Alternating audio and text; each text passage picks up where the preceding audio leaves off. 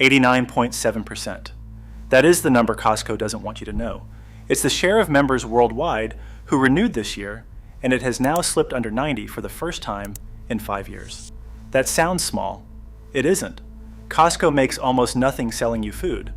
It makes money because you keep paying for permission to walk through the door.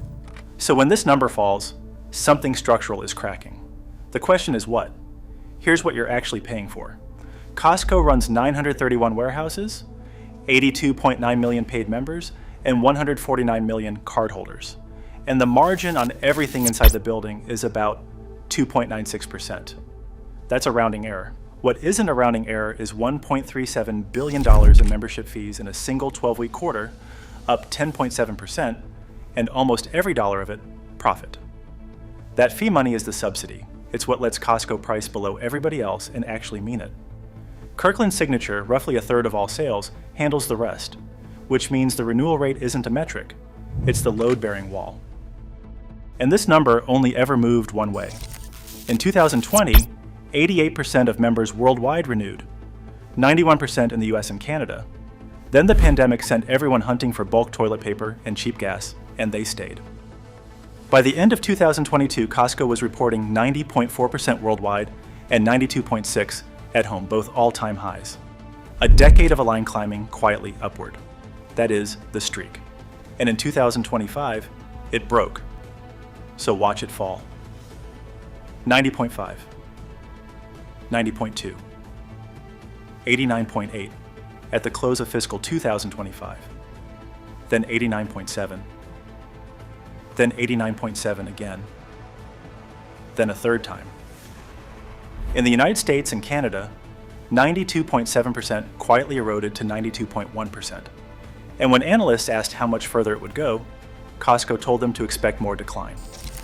For a company whose entire identity is built on people who never leave, that is a strange thing to have to say out loud. So what broke? Not the warehouses. The sign-up page. Costco's chief financial officer told investors the decline came largely from online members finally reaching their first renewal, including a large Groupon campaign from December 2023, washing through the math. People who join on a phone renew at lower rates than people who join at a counter. Costco frames this as a win, and it partly is. Nearly half of new signups are now under 40. But strip the framing away, and the mechanic is simple. Costco bought a younger membership with discount codes, and the bill arrived as churn. There are two ways to read that. T.D. Cowen reads it as mix, not loyalty. The cohort matures, the number heals.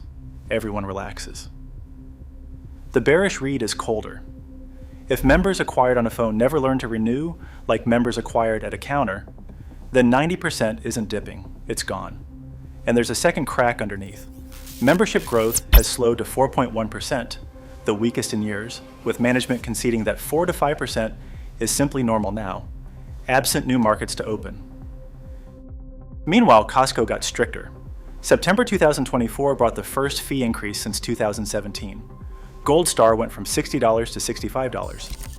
Executive went from $120 to $130. Analysts figured the hike alone would add roughly $290 million to operating income.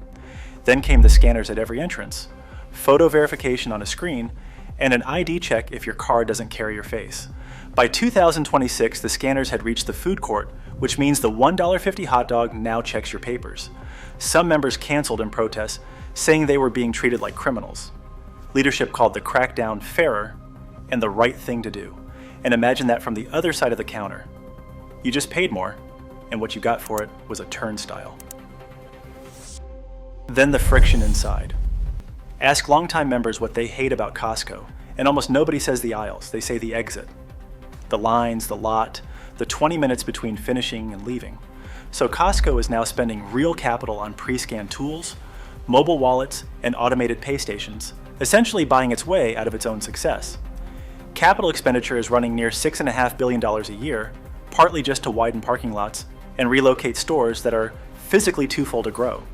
It still came up 2 warehouses short of its own opening target. That is what a company at capacity looks like. And there's a quieter change happening inside. Costco now has 41.2 million executive members. That's just under half the paid base, and it drives roughly 3/4 of everything the company sells. So Costco started building perks that only they get. Doors open an hour early at 9, while everyone else waits in the lot. $10 a month in Instacart credit if you spend enough. It works, and the upgrade numbers prove it. But look at what it actually is. A velvet rope in a warehouse at a company whose whole myth was that everybody paid the same low price. Then the courtroom noise. Class actions over the rotisserie chicken, first for preservative claims, then over contamination allegations. A suit over whether Kirkland tequila is what the label says, another over heavy metals in a protein powder on its shelves, and a $14 million settlement over marketing emails whose subject lines promised deadlines that weren't real. Last day. 5 days only. Individually. Minor. Together. Corrosive. Because Costco doesn't sell products. It sells the belief that it isn't playing games with you. And the moat is filling in. Sam's Club is growing members, growing renewals, and has replaced receipt checkers at the exit with cameras that just watch your card. BJ's is holding tenured renewals around 90% with 4 in 10 members on a higher tier. Walmart's membership fee income grew faster than its sales. For 40 years, Costco's real advantage wasn't price. It was that nobody else could make people pay for the privilege of shopping. Now everybody is selling a card. We're pushing for 1 million subscribers this year, and honestly, we're not that far off. If you hit subscribe right now, we get a lot closer. And then the biggest one. On February 20th, 2026, the Supreme Court struck down the emergency tariffs 6-3. Costco had already gone to court back in November 2025 to get its money back, and now stands to recover an amount plaintiffs put in the hundreds of millions, possibly more. Except members paid those higher prices all through 2025. And Costco's own chief executive said on the record that some prices went up because he believed the member could absorb it. That quote is now evidence. His remedy is lower prices going forward. 2 separate class actions reply that the future is the wrong customer, and that the people who actually carried the cost are the ones being skipped. The New York Federal Reserve found American businesses and consumers bore 86% of the tariff burden. So the money came out of members' pockets, and it may land back on Costco's balance sheet. The company says it will return it in some form. That phrase is doing an enormous amount of work. Now the part that ruins a clean disaster story. Costco just did $69.15 billion in a single quarter, up 11.6%, with $2.19 billion in profit. Digital sales rose 21.5%. Traffic to the site and app rose 37%. Gasoline volumes set all-time company records 3 periods in a row, because when prices spiked, Costco widened the gap instead of closing it. Members who had never used the pumps in 20 years suddenly did, and those members spend more, visit more, and renew at higher rates. Then the renewal rate stopped falling. In the US and Canada, it ticked back up, and it's still cutting prices when it doesn't have to. Kirkland wings dropped from $16.99 to $14.99. Golf balls from $32.99 to $29.99. Money went back into eggs and beef, straight off the margin line. First to lower prices, last to raise them, is the phrase they use internally, and this quarter they actually did it. And when shoppers started asking chatbots what to buy, Costco showed up more often than anyone expected, converting better than any other channel it has. So this isn't collapse, it's a trade. Costco swapped a couple of points of loyalty for millions of younger, cheaper, digital members, and on paper that trade is working. Wall Street just isn't sure it likes the price. Shares sit around 17% below their May high, still near 50 times earnings, and dropped more than 4% on a sales report that was merely good. When you're valued at perfection, good is a downgrade. Here's the honest answer. Costco isn't losing its members. It's losing the kind of member it was built on. The one who signed up at a counter, stayed for 30 years, and never once did the math. In their place is someone who signed up on a phone with a discount code and will absolutely do the math every single year.